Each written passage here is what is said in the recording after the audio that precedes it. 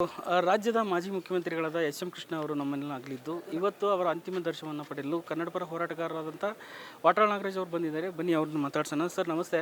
S M Krishna ಅವರು ತಮ್ಮ ಒಂದು ರಾಜಕೀಯ ಜೀವನದಲ್ಲಿ ಯಾವ ರೀತಿ ಒಂದು ಸಹಕಾರ ಆಗಿರ್ಬೋದು ಮತ್ತು ಅವರು ನೀವು ಕಂಡ ಹಾಗೆ ವ್ಯಕ್ತಿತ್ವದ ಬಗ್ಗೆ ಹೇಳೋದಾದರೆ? ಎಸ್ ಎಂ ಕೃಷ್ಣ ಒಬ್ಬ ಅದ್ಭುತವಾದ ರಾಜಕಾರಣಿ, ಆದರ್ಶ ರಾಜಕಾರಣಿ, ಕರ್ನಾಟಕದ ಇತಿಹಾಸದಲ್ಲಿ ಅಪರೂಪದ ರಾಜಕಾರಣಿ.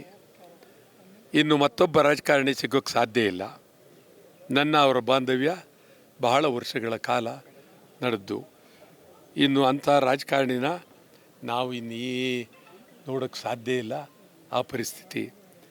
ಆಡಳಿತದಲ್ಲಿ ಯಾರಿಗೂ ನೋವು ಕೊಡಲಿಲ್ಲ, ಪ್ರೀತಿಯಿಂದ ಗೌರವವಾಗಿ ನಡೆದುಕೊಂಡಂಥ ಒಬ್ಬ ರಾಜಕಾರಣಿ. ಅವರು ಇವತ್ತು ನಮ್ಮನ್ನು ಅಗಲಿದ್ದಾರೆ. ಇದು ನಿಜಕ್ಕೂ ಭಾಳ ನೋವನ್ನು ತಂದಿದೆ. ರಾಜಕಾರಣದಲ್ಲಿ ಎಲ್ಲೋ ಒಂದು ಕಡೆ ಕನ್ನಡ ಮತ್ತು ಕನ್ನಡಕ್ಕೋಸ್ಕರ ರಾಜಕೀಯದಲ್ಲಿ ಆ ಭಾಷೆ ವಿಚಾರವಾಗಿ ಅಥವಾ ತಮ್ಮ ಹೋರಾಟಗಳಿಗೆ ಕನ್ನಡ ಪರ ಸಂಘಟನೆಗಳಿಗೆ ಎಷ್ಟು ಅವರು ಒಂದು ಶಕ್ತಿ ತುಂಬುತ್ತಿದ್ದರು ಮತ್ತು ಸಹಕಾರ ನೀಡ್ತಾ ಇದ್ರು. ಅವರೇನು ಕನ್ನಡ ಪರ ಸಂಘಟನೆಗಳಿಗೆ, ಆ ಹೋರಾಟಗಳಿಗೆ, ಇದಕ್ಕೇನು ಅವರೇನು ವಿರೋಧ ಇರಲಿಲ್ಲ. ಅವ್ರ ಪಾಡಿಗೆ ಅವರು ಇರ್ತಾಯಿದ್ರು. ಹೋರಾಟ ಮಾಡಿದವ್ರಿಗೆ ಪ್ರೀತಿಯಿಂದ ಎಂದೂ ಅವರು ಹೋರಾಟಕ್ಕೆ ಅಡ್ಡಿಪಡಿಸೋದಾಗಲಿ ಮಾತಾಡೋದಾಗಲಿ ಯಾವುದೂ ಇರಲಿಲ್ಲ. ಅವರು ಮಹಾರಾಷ್ಟ್ರ ಗವರ್ನರ್ ಆದಾಗ ಏನು ಬೆಳಗಾವಿ ಗಡಿ ವಿವಾದ ಆದಾಗ ಅಲ್ಲಿ ಹೇಳಿದರು, ಕರ್ನಾಟಕದವರು ನೀವು ಎಲ್ಲ ಕಡೆ ಓಡಾಡಿ ಬೇರೆಯವರು ಬಂದನ್ನು ನೀವು ಇದನ್ನು ಮಾಡೋ ಬದಲು ಅದನ್ನು ಮಾಡಿ, ಆ ಥರ ಒಂದು ಮಾತನ್ನು ಹೇಳಿದರು. ಅದ್ರ ಬಗ್ಗೆ ತಾವೇನು ಹೇಳ್ತೀರಿ? ಮಹಾರಾಷ್ಟ್ರ ಗವರ್ನರ್ ಆಗಿದ್ದಾಗ ಭಾಳ ಎಚ್ಚರದಿಂದ ಗವರ್ನರ್ ಆಗಿದ್ದರು.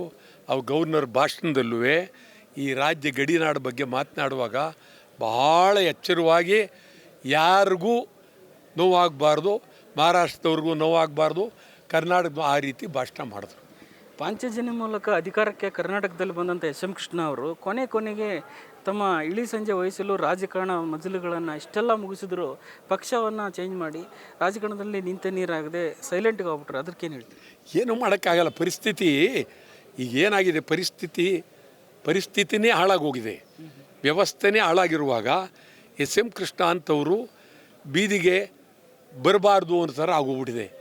ಆ ಥರ ಪರಿಸ್ಥಿತಿಗೆ ಹದಗೆಟ್ಟೋಗಿದೆ. ಈಗ ಇವತ್ತು ಕೆಟ್ಟ ರಾಜಕಾರಣ ಇವತ್ತೊಂದು ಆ ಥರ ಆಗೋಗಿದೆ. ಇವತ್ತು ವಾಟಾಳ್ ನಾಗರಾಜ್ ಅವರು ಕೂಡ ವಿಧಾನಸೌಧದಲ್ಲಿ ಇರಬೇಕು ಅನ್ನೋರಲ್ಲಿ ಇವರು ಒಬ್ಬರಾಗಿದ್ದರು.